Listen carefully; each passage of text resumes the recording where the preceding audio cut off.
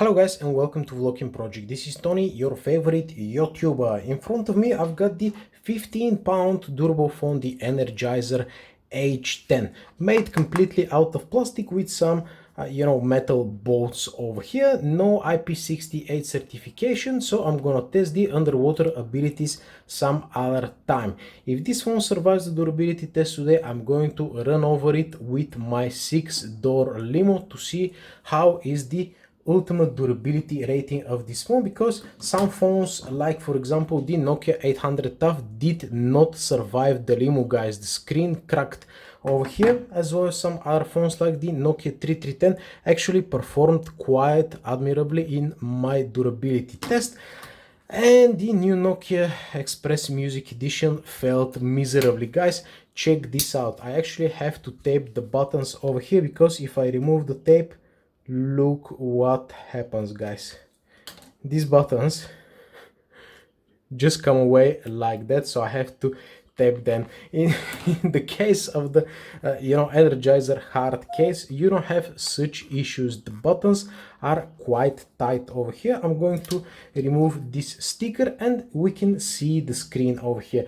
This one might actually survive the impact with the limo, because when you press the screen over here, there's a certain gap between the screen and the plastic cover over here, guys. So in order to make sure that this is indeed plastic, I'm just gonna make a few scratches over here. Oh man, yes, and it indeed scratches like plastic way too easily, guys.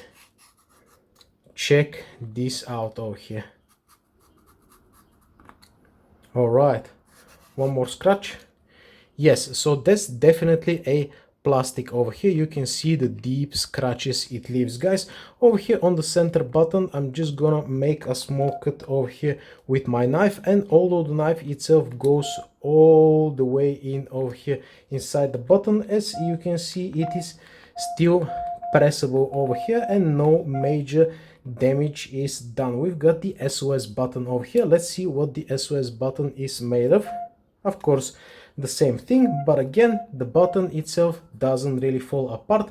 On the sides, we've got no other buttons, guys. Let's try to scratch this flashlight over here to see what's gonna happen. Okay, this is a soft plastic as well, guys. On the sides, let's do a quick scratches over here to see what's gonna happen. Actually, that material feels a little bit softer to my knife. It feels like butter, guys, over here. It almost feels like rubber, to be honest with you. Let me just have a look quickly. Is that rubber or is that plastic? I can't really tell, to be honest with you, but it's some sort of a soft plastic over here, guys. At the back, we've got our, let me see, we've got these metal screws over here, guys. The protection of the camera is plastic as well. You can see what happened with my razor plate, and over here the Energizer logo is made of some sort of, again, plastic composite over here, making a few scratches on the back. They definitely leave a mark over here, guys. And these are the metal screws over here. At the bottom, this is the flap for the 3.5mm jack, as well as the micro USB charging port, guys. So pretty much that is it in terms of scratchability of this phone. Definitely leaves a mark because it is all plastic body. So the next test is going to be the burn test. Let's see what's gonna happen if I place it with the lighter over here, guys, for a few seconds. Is the screen gonna melt like the Nokia ones, or is gonna last a little bit longer? No, the screen started to melt. Check this out, guys. It is melted a little bit, but still works absolutely fine. Now I'm gonna get the next two over here and I'm gonna do a few indentations like that. Okay. Oops. I already cracked the screen. Oh my god, this phone would have never survived my test with the limo, guys. As you can see, the screen already broke, which is a little bit disappointing, to be honest with you. So yeah, let's just continue to the bend test to see what's gonna happen with this phone, guys. 1, 2, 3. Okay. Bending with full power over here, guys. Nope. But further damage to the screen, unfortunately. So yeah, well, that's about it for the Energizer, unfortunately, guys. This plastic piece over here, you can see what happens with the screen when I press it. I really have no idea why these manufacturers keep using the same plastic, and the result is always the same cracked screen over here. At least even on the Nokia 800 TAF over here, the same situation. You press the screen and you crack it pretty much, guys. On the Nokia 3310 they were a little bit more clever, because this one is a very hard plastic, guys. So it cracked after I drop it through a roof. You can actually check this video out as well. But I could have wished at least they've used the hard plastic like the Nokia over here, or at least some sort of a glass, which might have actually survived if they use some proper thicker glass over here, guys. So I really don't understand what's the deal with the tough phones when they put such a, you know, plastic crappy screen over here. But unfortunately, yeah, the Energizer didn't survive. I really wanted it to run it over with my limo, guys, but you know what I'm gonna do?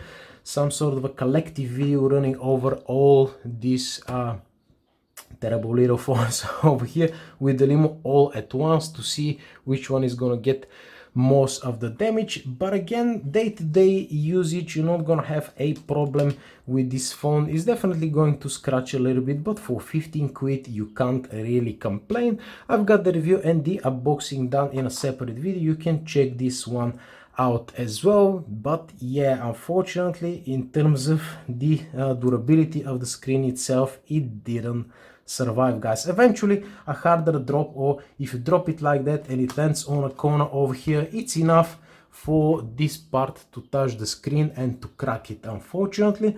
So yeah, 15 quid, it's relatively durable, but you know what, one more thing left to see, guys. Is it going to survive underwater? Let's try this one out as well. Okay, guys, so it's time for the ultimate water test. Unfortunately, I didn't set up the screen to go off for a longer period of time before breaking the screen, so I'm gonna have to keep pressing it every now and then to see if it survives.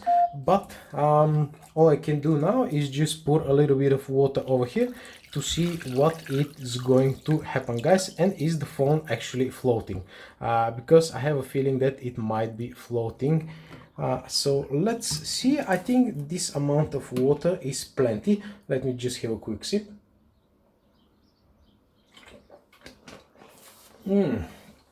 Okay, now unfortunately the phone didn't survive my durability test, guys. I really wanted it to run over it with my limo, but I guess this test should be telling us the story of the water and splash proofness of this phone. Actually, let me get a cloth over here. Okay, now as you can see, there are no bubbles coming out of anywhere of this phone, guys, which is actually a good thing. So if you drop it accidentally in the toilet or something like that, well, it is going to survive. Obviously, if you use it on the rain as well, there should be no problems. Oh, we've got some bubbles over here. No. Where are these bubbles coming from? Can you imagine that the bubbles are actually coming from over here, guys, from this hole over here, which is designed for a strap? Actually, this is not good. This is definitely not good, guys. The screen still works though, and overall, what I can say, I mean, it's all right. It's all right. There are no more bubbles coming out, and I think that's kind of enough, to be honest with you. Of course, that was a test for just a few minutes, but I can't see any more bubbles coming out of anywhere. I guess the water just fill up the gap already. So yeah, I mean, the water test definitely passed, guys. Remember that when I tried to drown this Nokia phone over here, it initially dead, and when I dried it off with a hair dryer, it actually came back to life, guys. That's the beauty of those simple phones actually. But this one is definitely a survivor, guys. Definitely a survivor.